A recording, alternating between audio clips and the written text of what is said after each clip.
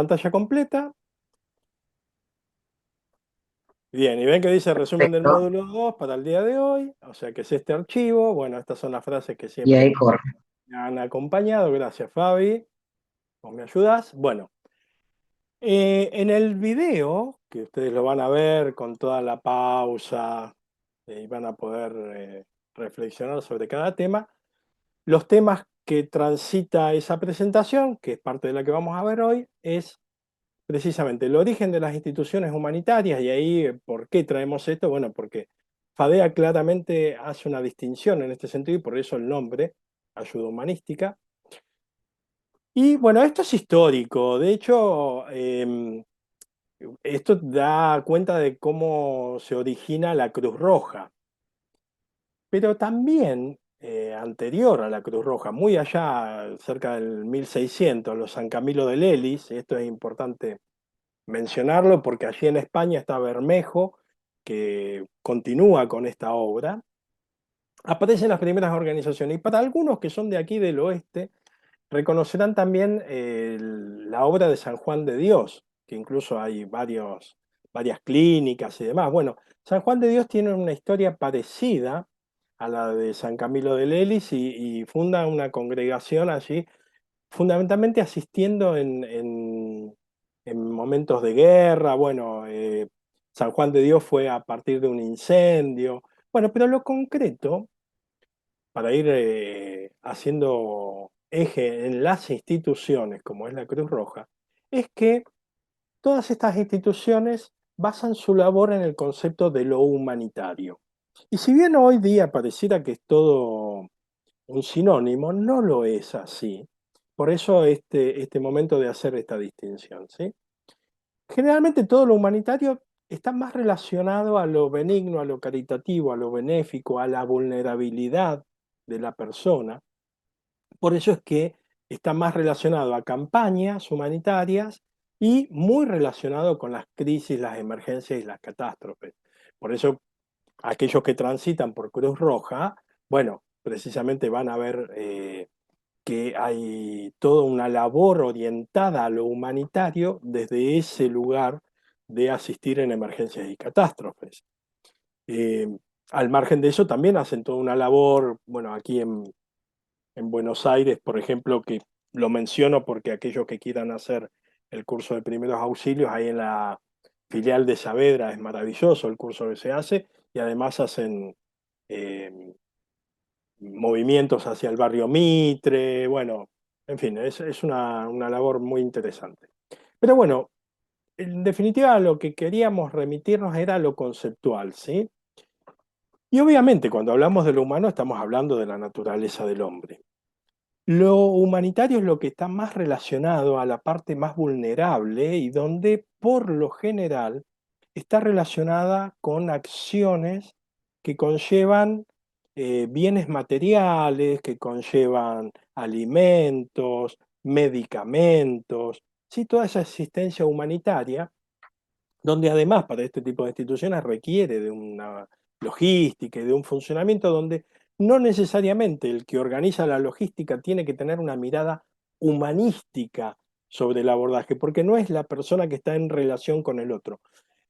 Esas personas que están en relación con otros son los que están más cerca de la mirada humanística. Pero para ponerlo en términos genéricos, aquel que conduce el vehículo, lo que tiene, el que conduce la camioneta que lleva los medicamentos, lo que tiene que saber es conducir bien esa camioneta y saber por qué terrenos andar, más que saber de la parte humanística que tiene que ver con lo vincular. Entonces ahí en eso aparece otro aspecto que es, también estas instituciones así lo hacen, formar a los voluntarios en este abordaje de la relación con el otro. Entonces ahí aparecen psicólogos, counselors y un montón de voluntarios que no necesariamente son profesionales, pero que transitando por estas capacitaciones de primeros auxilios psicológicos básicos y avanzados, ingresan en este abordaje humanístico acompañado de la labor humanitaria que están relacionadas, con la que están realizando su quehacer. Y atención con esto, y esta es la distinción. Cuando hablamos de lo humanístico en este siglo XXI, no estamos basados allá en esto que manifiesta aquí la frase, ¿no? El movimiento cultural y las corrientes filosóficas. Sí, eso es lo que sentó la base, pero hoy la posición humanística es esta de la que venimos hablando, del enfoque centrado en la persona de Roger, la posición existencialista, la fenomenología. Y ahí es donde aparece lo humanista como esta diversidad de disciplinas. Pero en definitiva, y recuerdan que hablábamos del enfoque centrado en la persona basado en las actitudes, tiene que ver con eso, es una actitud, es un modo de ser y estar siendo con un otro, que incluye la parte de la compasión, la integridad, pero fundamentalmente, fíjense que ahí aparece la palabra respeto, y ahí es donde aparece toda esta discusión que tenemos siempre, y ser directivos, no directivos, la ética y todo esto. Bueno, ¿por qué estos tres saltos de relación de ayuda, relación profesional de ayuda y relación profesional de ayuda humanística? Bueno, precisamente, fíjense, hace un rato Maju mencionaba esto y ella lo reiteraba, ¿no? Yo no soy consejera, decía, distinguiéndose de la profesión del counseling, entiendo yo que es esa la posición.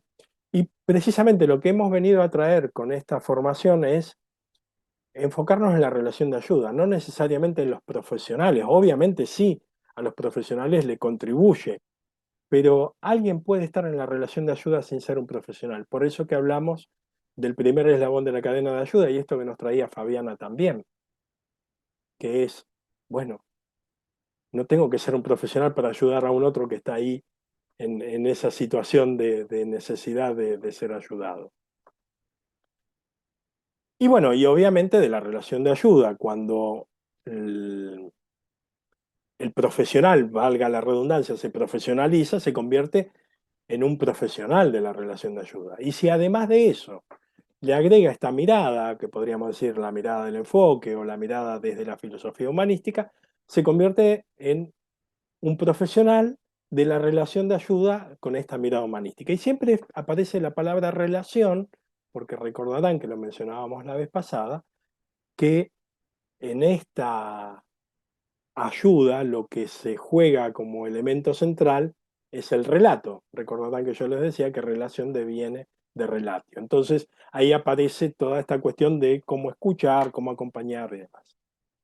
Bueno, esto sigue siendo histórico, ¿sí? Porque da cuenta de cómo se fue constituyendo esta profesión que hoy llegó aquí a Argentina hace más de 30 y pico de años, pero que en realidad tiene más de 100 años, porque nace con la labor de los social workers y de los Baucoffer allí en Estados Unidos, fundamentalmente en la crisis del 30, que arrancó allí por 1929. Y se va nutriendo, nace como una vocación también, ¿sí? Con personas voluntarias que se disponían a ayudar a otros, y se va nutriendo de bases filosóficas, de bases psicológicas. Aparece por allí un profesional que tenía más que ver con el ámbito de la educación y la orientación vocacional, que es Frank Parsons, y se dice que desde ahí se crean las bases de lo que después se conoció como el counseling. ¿Sí? Después, bueno, viene Rogers, como ustedes sabrán, allí en la Universidad de Chicago, que les había contado, y en el departamento de counseling de la Universidad de Chicago, él realiza todas estas investigaciones. Y ahí empieza la contraparte de que, bueno, como Rogers era psicoterapeuta y su libro era Psicoterapia y Relaciones Humanas, bueno, si hacían o no hacían psicoterapia y toda esta discusión, que volvemos a lo que hablamos hace un momento. Desde nuestras incumbencias, claramente, desde el counseling, no hacemos psicoterapia. Tenemos encuentros conversacionales, bueno, sobre esta base y este modo de ser y estar siendo con esta mirada humanística desde el enfoque centrado en la persona. Bueno, esto es un relato histórico. En el video que les acompañé me van a escuchar relatarlo mucho más pausado, con mucho más tiempo, con lo cual, si quieren repasarlo, los invito. Siempre van a estar estas placas acompañando porque son las mismas placas.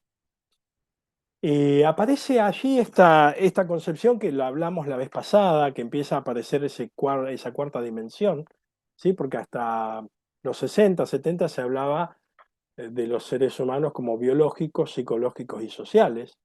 Incluso desde el psicoanálisis, el mismo Freud decía que toda psicología era una psicología social, en definitiva somos con un otro, con otros. Les recuerdo, y seguramente en algún momento vamos a abordar el malestar en la cultura de Freud, que es muy interesante.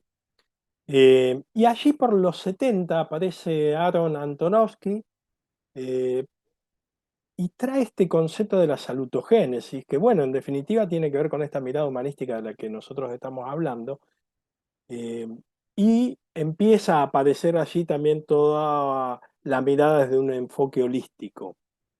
Bueno, estos conceptos se van nutriendo, que en definitiva siguen nutriendo lo que dimos a llamar a la evolución del enfoque centrado en la persona.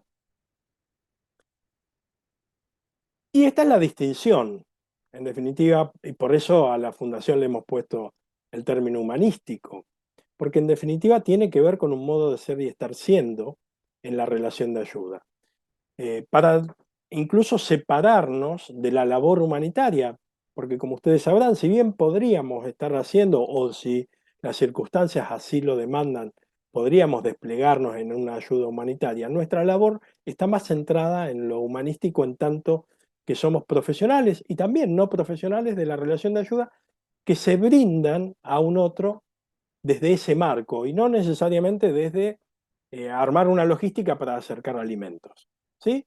Eh, bueno, como resumen de esto, para comprender la distinción entre estas palabras, esta frase lo define de manera categórica, que no es solo para los counselors, también para los psicólogos, aquellos que tienen esta mirada humanística, también para los médicos, ¿sí? Para todo aquel que abrace la mirada humanística, en definitiva, que es lo que yo les contaba la vez pasada, que cada vez se está abrazando más a la mirada del enfoque centrado en la persona y al abordaje como modelo sociofilosófico y como modelo de las relaciones de ayuda. Entonces es esto, nace de la condición humana del profesional, del carácter humanitario de su profesión, porque se brinda, si se quiere, a la vulnerabilidad desde las heridas. Hay un componente humanista en su preparación, claramente, y esta es la distinción, el carácter humanístico de su orientación filosófica. Habrá, y esto es una realidad, habrá profesionales que pueden ser muy humanitarios, pero poco humanistas. Y bueno, y esto se distingue en definitiva en ese modo de ser y estar siendo, y podríamos decirlo en el trato. Pero bueno, eh, es solo una mención. En definitiva, ser humanista es tener una orientación de brindarse, como decimos por aquí, con una apuesta de corazón, con todo el profesionalismo y la base académica de conocimientos y demás, pero claramente con un compromiso vincular en la relación de ayuda, ¿sí? Em, Bueno, esto cuenta un poco lo que hacemos en nuestra fundación, que bueno, muchos ya lo conocen, y bueno, pero que venía a colación de por qué habíamos elegido este término, Fundación Ayuda Humanística, que incluso desde el punto de vista gramatical, cuando se menciona, hasta puede hacer un poco de ruido, ¿no? Porque todo el mundo dice, no, ayuda humanitaria. No, no, no, ayuda humanística. Bueno, y ahí está detrás de esto que este significado, ¿no? Bueno, corriéndonos de esto, estas placas repasan un poco lo que habíamos visto la vez pasada, que es la hipótesis central de Rogers. Recuerdan que habíamos hablado de la tendencia actualizante y que yo hacía hincapié en esto de que sin embargo esa actualización no es automática, no es automática, requiere un contexto de relaciones humanas favorables. Entonces, bueno, en este sentido, que requiere de este contexto, es donde aparece nuestra labor, tanto desde el ámbito profesional como del ámbito del encuentro persona a persona. Porque también en el encuentro persona a persona ayudamos a crear las condiciones para que ese otro encuentre el espacio para que su tendencia actualizante se despliegue. Aunque ni lo sepan, no tenemos ni que mencionar. En definitiva, lo que cuenta es lo que hacemos, es el modo de ser y estar siendo con ese otro. Bueno, siempre hablamos de esto en líneas generales cuando se acercan a nuestros espacios de ayuda o como vamos a ver en el encuentro que viene dentro de 2 miércoles. el momento de una crisis, ya sea por una emergencia o una catástrofe, nuestra labor principal es esto, es procurar modificar ese clima de amenaza excesivo para crear un clima de seguridad excepcional. Es desde allí donde la persona puede empezar a desplegarse. Y bueno, y esto lo trajo Fabi la vez pasada, esto de acompañar para prevenir y evitar el sufrimiento evitable, que no siempre se puede evitar. Y bueno, y luego será acompañar y aliviar, ayudar a salir del sufrimiento inevitable. Bueno, en algunos casos para los que quedaron. Y bueno, siempre hablamos de esto, que en definitiva es una actitud, es un modo de ser y estar siendo. Y la idea de estos encuentros, y esto que hoy nos dimos este espacio de hablar de cuestiones que acontecen, tiene que ver con esto, con que podamos hacer este ejercicio y podamos también interpelarnos en algunas cuestiones que hasta pueden parecer de momento contradictorias, pues, como esto que decíamos hoy. Bueno, pero por un lado yo le tengo que decir y le tengo que hacer saber que lo estoy escuchando y todo, y por otro lado tengo que ser cuidadoso, no me tengo que pasar de vueltas con el reflejo. Bueno, por eso hablamos también de este marco de autenticidad y de vibrar de la manera más auténtica posible con el otro y más despojado de cualquier juicio y de cualquier mirada propia para poder acompañar el mundo interno del otro. Bueno, vieron que reitera esta hipótesis que planteaba Rogers en su momento, que es en definitiva lo que define la tendencia actualizante, con distintos modos de expresarlo, pero en definitiva hablamos de esto, del desarrollo y el despliegue del individuo, pero que esa condición no siempre es automática, es algo que tampoco es inexistente, y esto es lo valioso. Y bueno, ¿y cómo hacemos esto a los que nos toca acompañar? Bueno, desde este lugar de la no directividad, de las actitudes y de comprender que el enfoque central a la persona no fue una teoría que se quedó allá en mitad del siglo XX, sino que ha ido evolucionando de modo permanente. De hecho, bueno, mismo en la psicología, que han aparecido nuevas líneas, bueno, ahora se trabaja incluso desde lo cognitivo-conductual con aspectos de mindfulness. En fin, hay muchísima integración, esto lo vimos la vez pasada. Em, y bueno, ¿y por qué repito esta placa, no? Porque entiendo que algunos pueden decir, pero esta es la misma placa que vimos la vez pasada. Bueno, le dimos otros colores para que no aburra, pero se trata de esto, ¿no? Y hoy justamente hicimos mucho hincapié en esta parte de la empatía y de la escucha empática, con esto que nos interpelaba la situación que nos trajo Gabriela y que surgía, bueno, ¿cuál es el límite? ¿Cuándo no? Bueno, el estar ahí para un otro implica también eh, dar cuenta que estamos ahí, no solamente escuchar, escuchar y escuchar, porque incluso si no aparece lo fenomenológico, como esto que decíamos, ¿no? De acercarnos para escuchar, de acompañar con lo gestual, el otro puede decir, oye, este está ahí escuchando, pero yo no sé si realmente me está escuchando. Entonces ahí es donde viene y se hace significativo el chequeo y esa empatía vincular que empieza a construirse a partir de nosotros dar cuenta que estamos escuchando, que estamos acompañando y demás. Bueno, y recuerden que, ahí voy a volver un poquito, que cuando hablamos de aceptación positiva e incondicional es precisamente desde este lugar de aceptar de manera incondicional al otro en su totalidad con lo que le está pasando. Ya haremos ahí esta distinción de que aceptar no es lo mismo que aprobar. Y metería un concepto más, aceptar para lo propio tampoco es resignarse, ¿eh?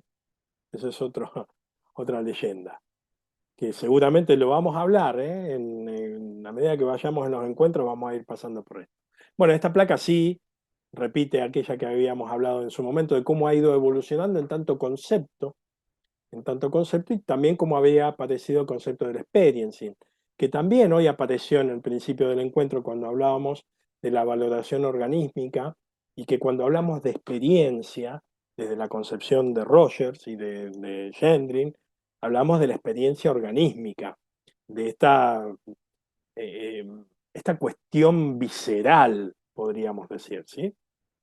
Eh, bueno, esta placa es lo que habíamos visto la vez pasada, esto sí que no lo voy a repetir, y quiero meterme de lleno, ahora voy a hacer algunos saltos.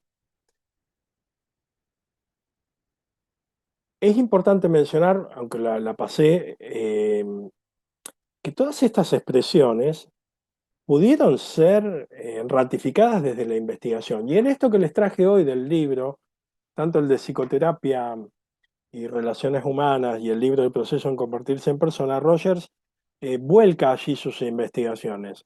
Y como son investigaciones y están textuales, nosotros también las hemos transcripto en algunos de los libros que les estoy compartiendo, que si no es en los que le envié, va a ser en los que les vamos a enviar ahora. Pero también, sea que recurran a un libro o al otro, las investigaciones dan cuenta.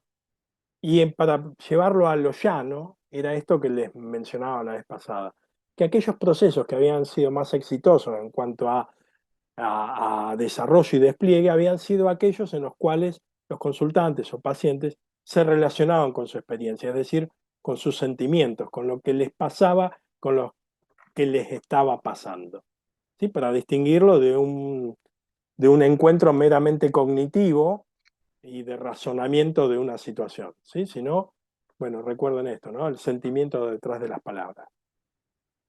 Bueno, y aquí empieza a aparecer alguna cuestión más novedosa, pero que deviene de lo mismo, y que bueno, Maju lo menciona mucho porque ella junto con Gustavo y todo el equipo que está allí en Cultura de Paz, desde el método de Marshall Rosenberg, hablan de estas facetas.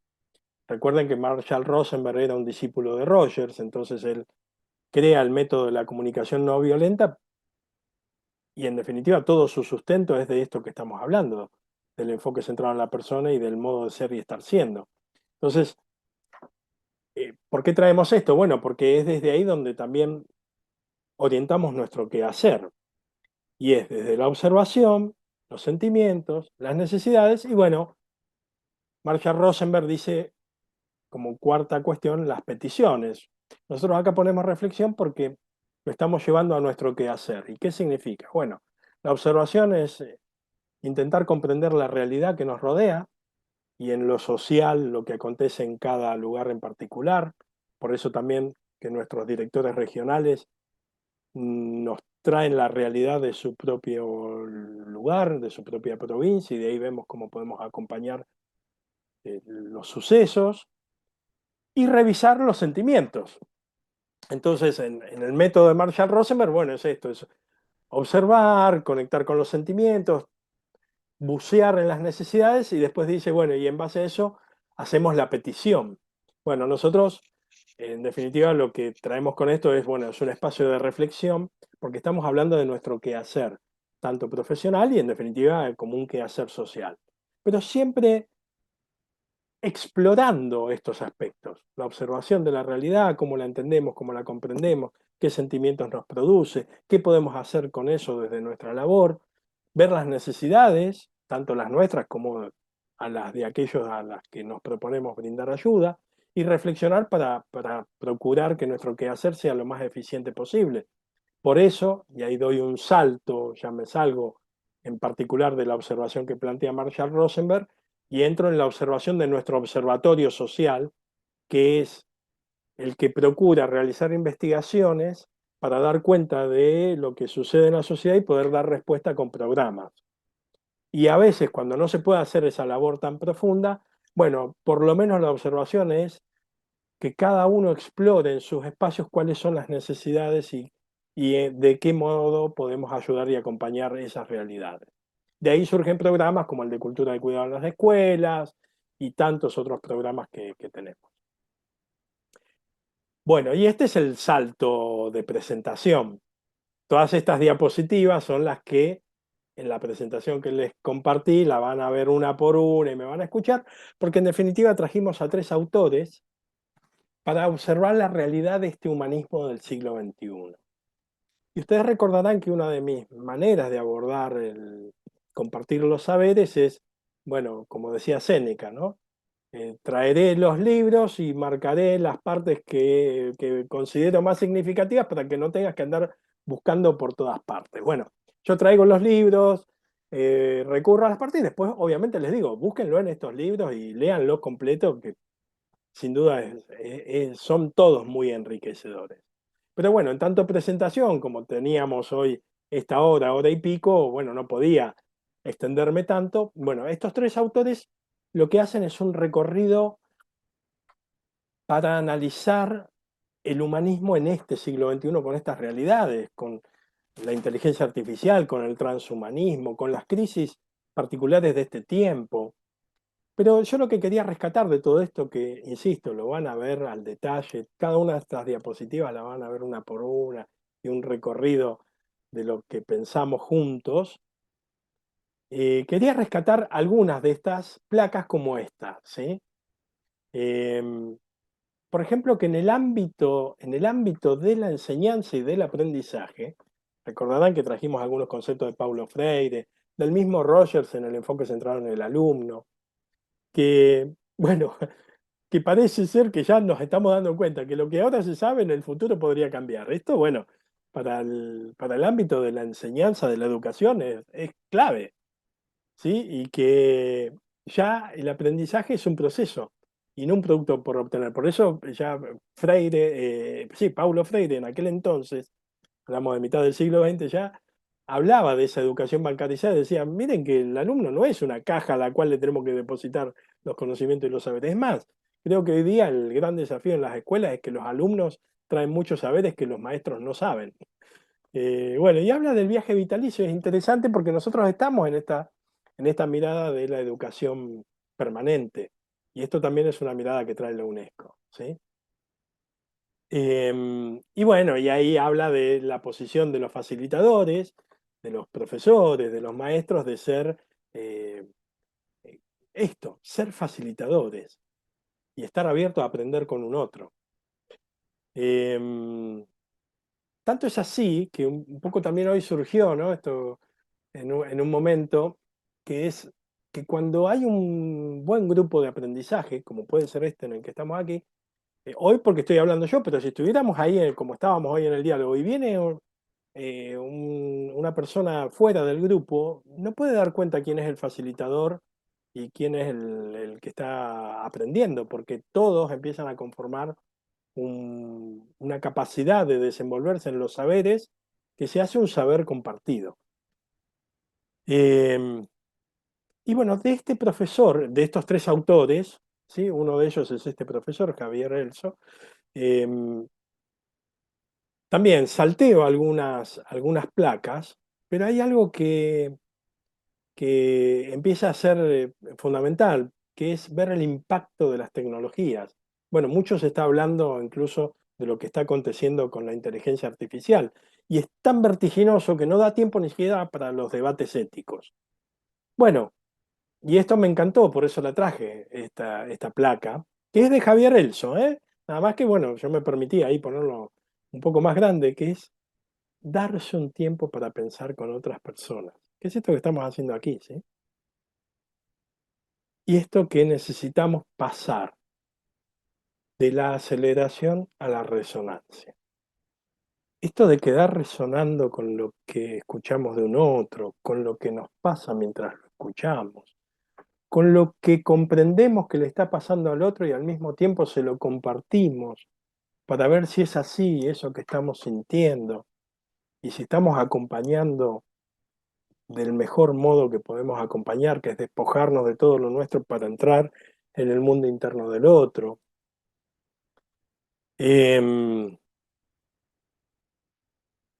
bueno, y esta es una discusión muy de estos tiempos.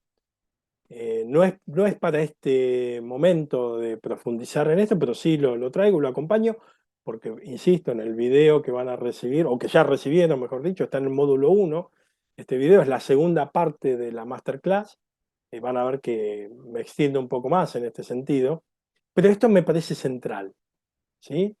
Que es que el humanismo o es fraterno o no es. Y esto es lo que decía Elso, ¿no? Que no es algo que esté ahí escondido. Y esto me retrotrae, recordarán a la frase de Roger que decía, allá, en el mediados del siglo XX, miren que ya tenemos los conocimientos, ¿eh? Es más, él discutía esta cuestión de, como recuerdan que estaba la carrera, bueno, la carrera armamentística ni que hablar, pero además era la carrera espacial en aquel tiempo. Recordarán todas las Apolo y bueno, y él decía, ¿por qué en lugar de invertir tanto en naves espaciales no invertimos un poco en la investigación de las relaciones interpersonales, ¿no? Así que bueno, quería un poco traerles esto y,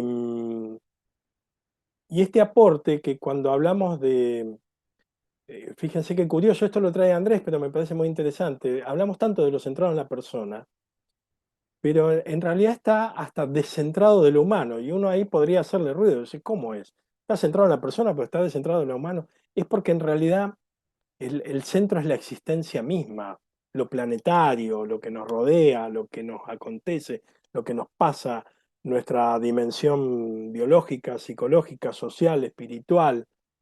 Entonces, yo creo que el nombre centrado en la persona estuvo bien para Rogers y su teoría, pero hoy claramente, por eso les contaba también cómo ha ido mutando el nombre desde los escritos de Andrés. Em, pero bueno, es esto, ¿no? Si hablamos de un humanismo de este siglo, ¿es fraterno sin restricciones o no es humanismo? Y esto les traerá la frase que yo les traía de Cuyen, ¿no? Esto de ser guardianes de nuestros hermanos. Y de eso estamos hablando, ¿no? Y parecido a lo que nos pasa en el abordaje, tanto en gabinete, en consultorio o en las crisis de emergencia, no es solo escapar de la crisis, la emergencia o la catástrofe. A ver si podemos también contribuir a hacer del mundo un lugar mejor y un lugar donde haya desarrollo y despliegue humano.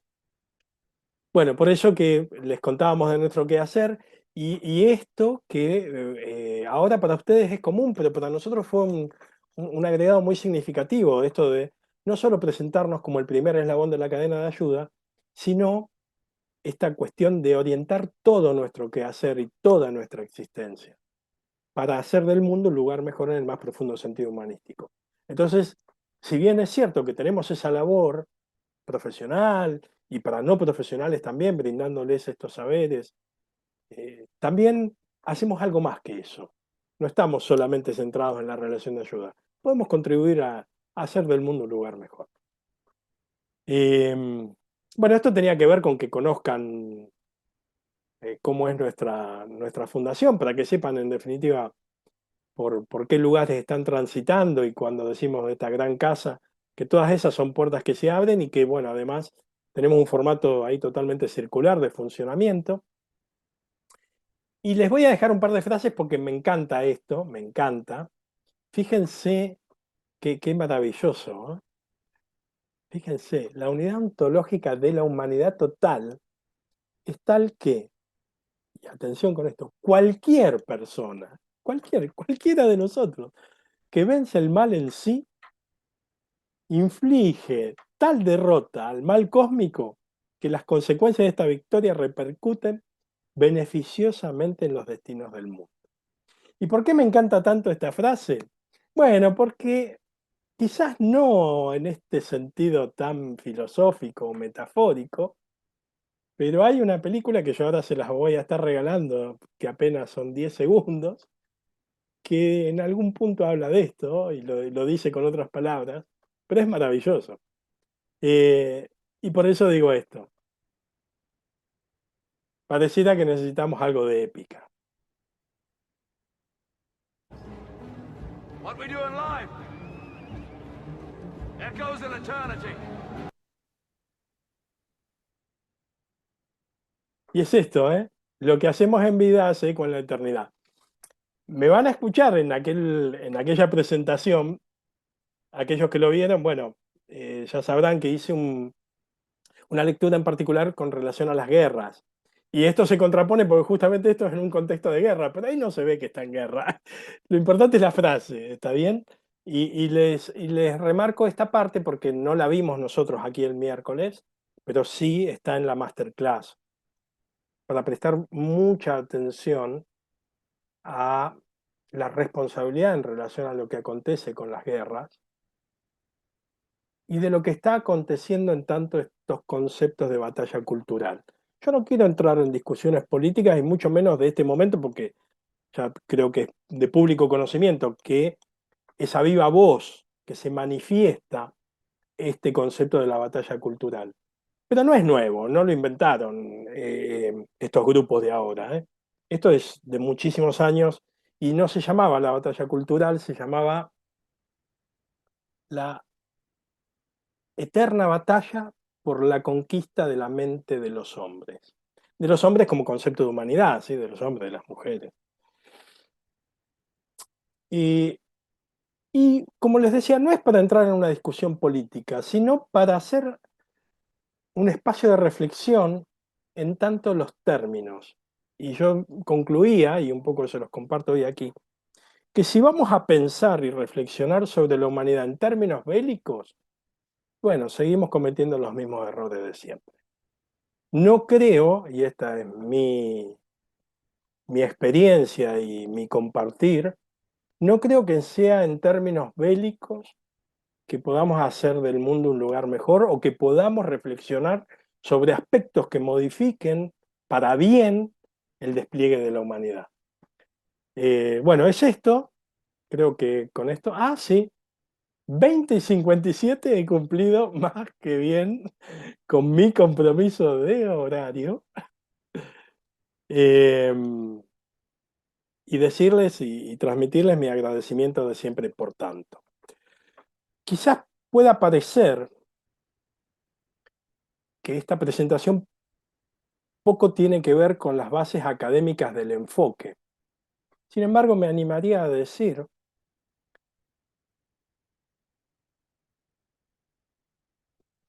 que desde los creadores del enfoque hasta todos aquellos que predicamos o que procuramos transmitir los valores del enfoque como modo de ser y estar siendo, en definitiva, el verdadero valor tiene que ver con la realidad de la vida misma y no con conceptos académicos que sí pueden ser recorridos, profundizados, eh, hasta como les digo siempre, recuerden que esto tiene base y sustento académico, que esto nació en el ámbito universitario y que fue investigado y comprobado como modelo terapéutico, pero también su despliegue dio cuenta del valor como modelo sociofilosófico, y ahí los retraigo a aquel nombramiento para Premio Nobel de la Paz de Rogers o a las mismas acciones de Marshall Rosenberg con israelíes y palestinos,